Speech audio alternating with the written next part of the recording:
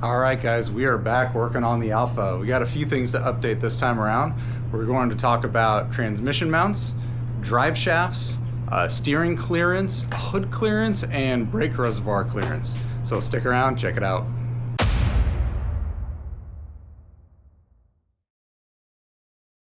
So the mounting on the rear of this S2000 transmission is a little strange. So normally it comes with these M10 bolts. But when I measured these holes here, they measured to about M12. Here's the weird part about it though. M12 bolt. Goes in a little bit on that side. Goes in a little bit on that side. But it does not go all the way through. It goes in about an inch on either side and then it necks down in the middle. Now, I'm not sure if this is just this transmission or if it's how Honda designed it. I'm not entirely sure. They definitely use these from the factory, but there's a couple things I don't like about that. I don't like the amount of play. I mean, if you take these bolts and you put it in, you could see there is lots of play in these bolts. So I'm gonna be driving them hard. I don't want this to be moving around, clanking, making any noises. Now, this is going to be pinched within the bracket, so friction should be holding it in place, but I still thought that maybe we could do something better. So there's a couple of different things that we could do. The first thing would be drill these holes out. We just drill these out to a straight M12 all the way through and be able to just use an M12 bolt. The only thing I don't like about that is I don't like the idea of modifying these mountings. So let's say in the future, if I ever want to put a different transmission in here, I get all the way through installing the transmission, getting it all, go to put the transmission mount in place, and the bolts don't go through. Oh, because I got to now pull it back down and re-drill them out. So I'd rather do something that could just bolt in with the way that the factory transmission holes are put. And then the other thing is, I thought it would be kind of nice to have a little bit of extra compliance right there. So a little bit of extra bushing, just to sort of try and, you know, tone down a little bit of the vibration. So let's go over to the bench and I'll show you what I did to try and solve that. All right, so here is the version 2 transmission mount. If you want to laugh and point and make fun of my welding, you could pause the video right here and then leave all of those comments in the comment section. But anyways, so what we got here is, here we actually have 12mm holes, but we're running with the M10 bolts. So what we got is we got these little nylon bushings. So what this is gonna do is this is going to interface with that slightly larger hole in the transmission. It's not quite M12 all the way through, but it's going to interface with that slightly larger hole, and it's going to take up the space within this bracket. So once we have everything sort of put together,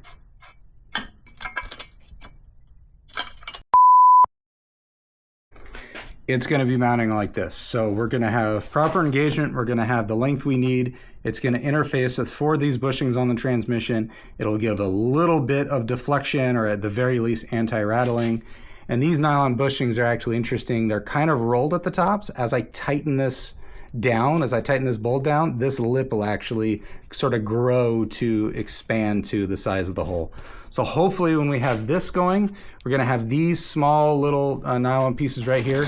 We're also going to have the 1/4 inch neoprene bushings on these 4 mounting points right here. So we're going to have 2 on the top, 2 on the bottom. The bolts are going to go all the way through up into the chassis, and that is going to be our finished transmission mount. Obviously this is all going to be powder coated once everything's test fit and said and done and everything, but this is going to be V2 of the transmission mount.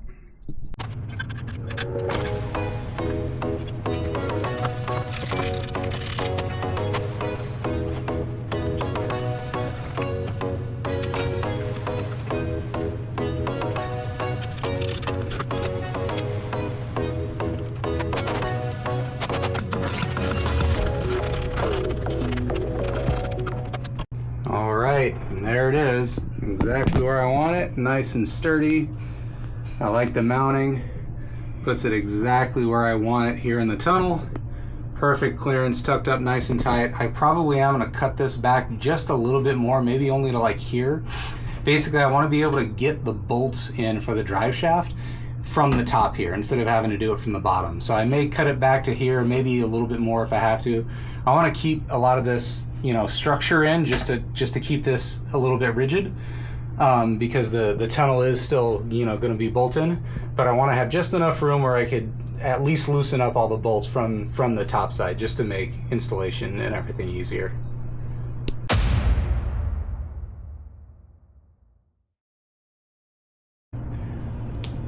All right, let's talk about drive shafts. So what you see here is a couple of different things. This right here is going to be part of the S2000 drive shaft. This is the rear section of the stock Alfa drive shaft. This is part of the front section of the Alfa drive shaft, and this is a little hybrid thing that I made just for mock-up.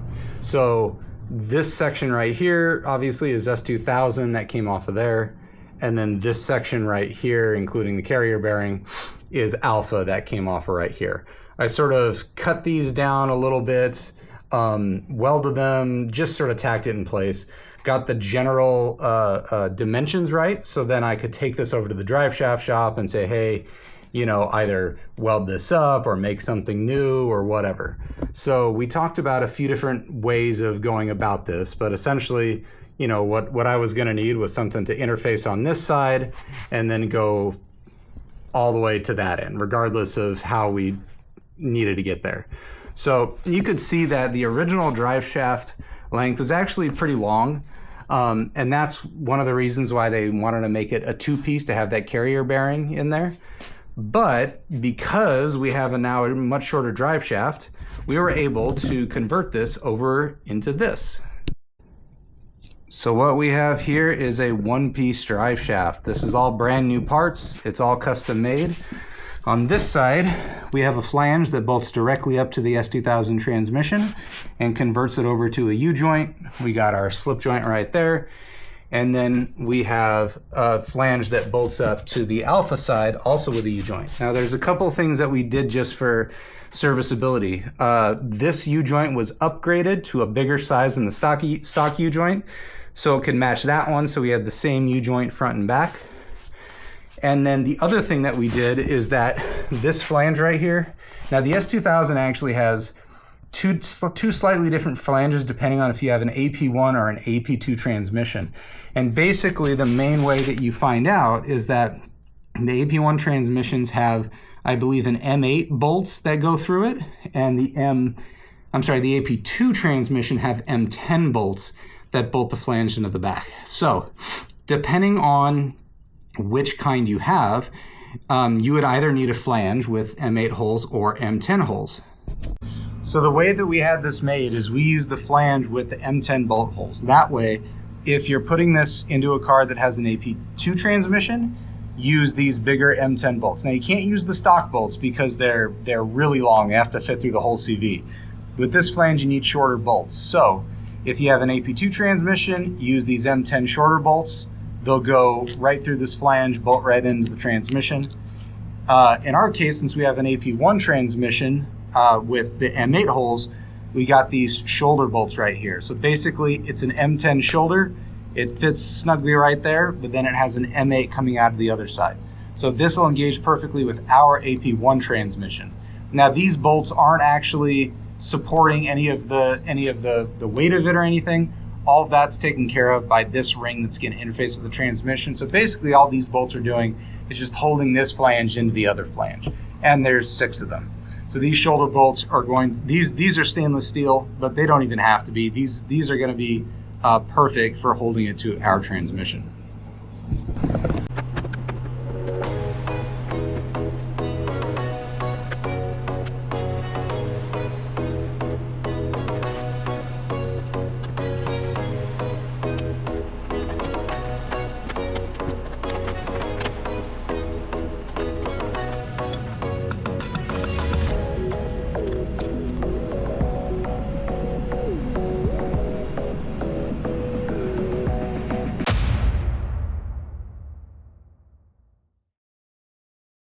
All right, now on to hood clearance. So the hood is back on. Man, I love the way this paint job looks. I love the way it came out. But anyways, the hood is back on so we could check for clearance. I did remove the grill so I can get in there and see what's going on. And what we could see is there is not a lot of clearance at all. Now, right now, I cannot I can barely fit my hand in here right now. So just my knuckles will just barely go through. So that's whatever that is, 1/2 inch, 3/4 of an inch, something like that. I think that'll be okay. I actually measured that as being less, but I think that's because the transmission was angled down. So I think I have a good amount of room there. I was hoping I had a little bit more so I could raise this up a little bit to get some more clearance for the steering, but I'm just gonna try and work with what I have, and I'm just gonna leave that alone. Now, the other thing that I was a little bit concerned about was the clearance for the master cylinder. So I'm gonna go ahead and open up the hood so we can take a closer look. All right, so now that we have a closer look under the hood, so really it's just this part that's the closest right here. Obviously the hood is sort of sloping down a little bit and this engine is more or less level. So really it's just this area right here that I have to worry about. But again, I have about a hand's width in there, so I don't think that's gonna be a problem.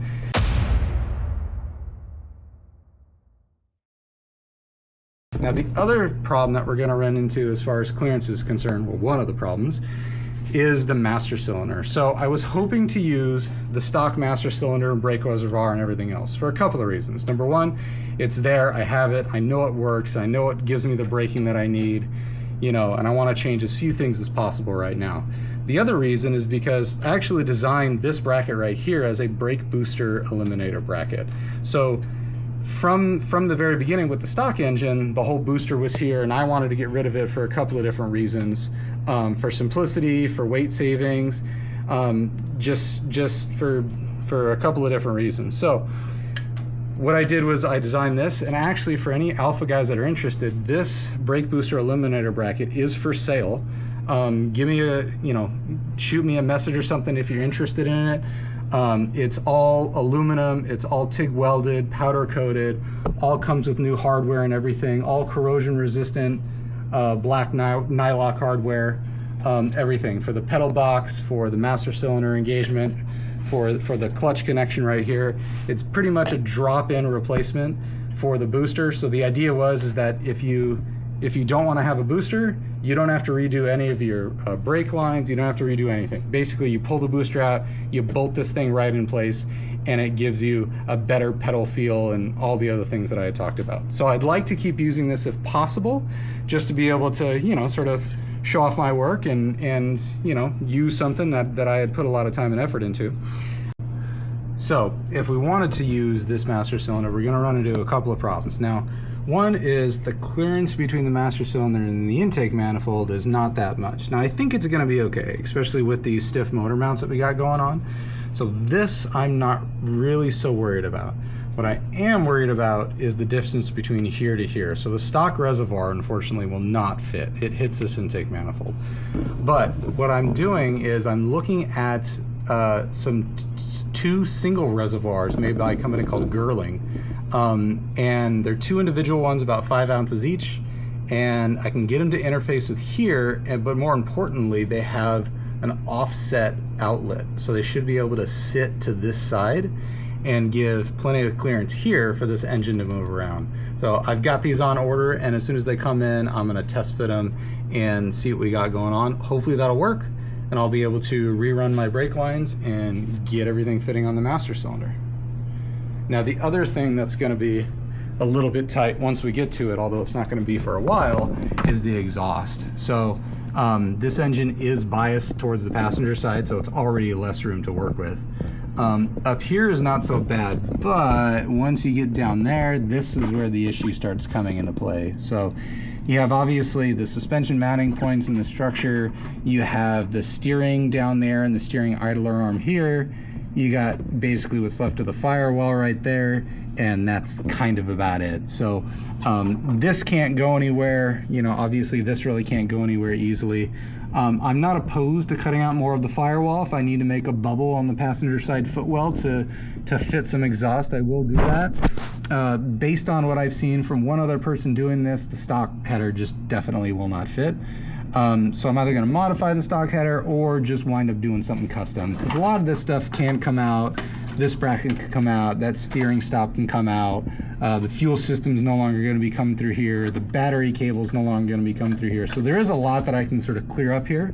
So hopefully it won't be too bad, and I'll be able to get some nice tubular headers that'll go through this side from there and then exit out the bottom of the passenger side. All right, reservoirs came in. Let's get these open and see if they fit.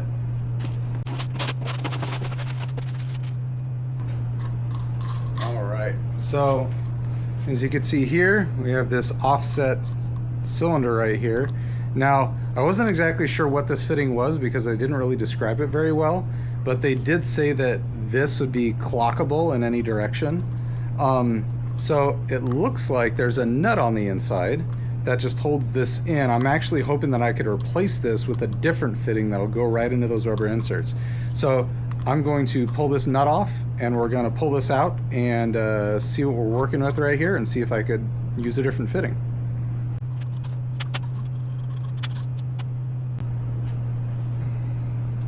Alright, so it looks like this is a pretty specialized fitting they have here.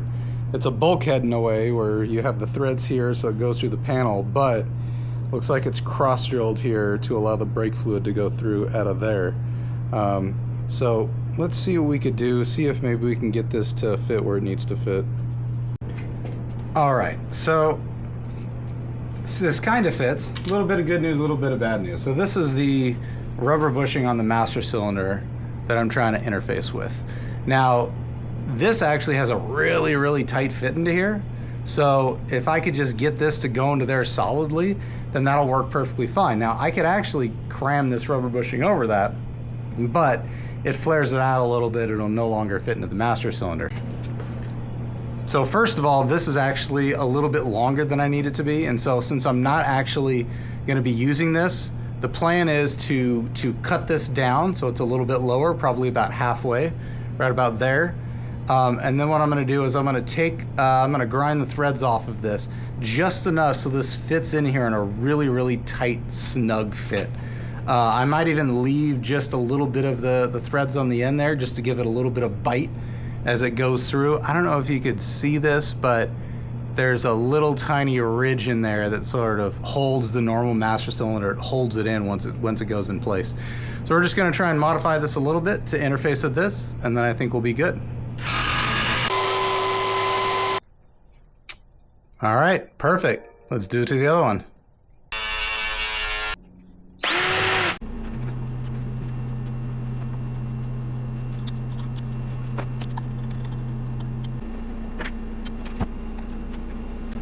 All right, they're on there. I think what I might do is make a little bracket maybe that clamps around these, clamps them together, and like comes down and hits this bolt right here just to get a little bit of stabilization. But otherwise, it all looks good.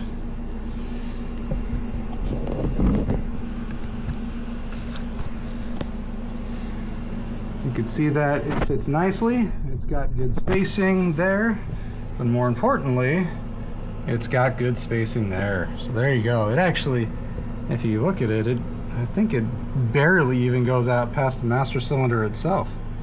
So I think that'll do perfect. When the time comes, I'll replumb these brake lines and we're all good to go. We have brakes.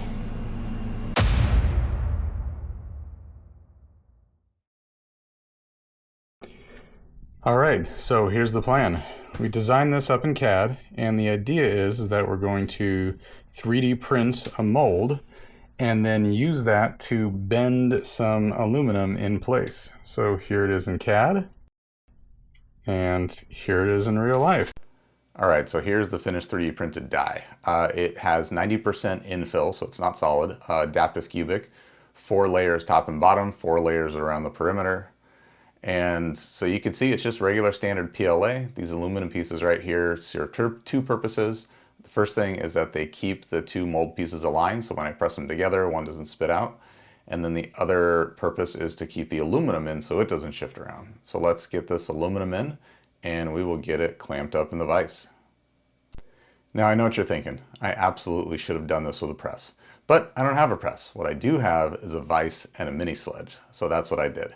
But you can't argue with the results. It turned out great, and I think it's really nice. The shape is really smooth with no marks or anything, so I'm really happy with the way this turned out.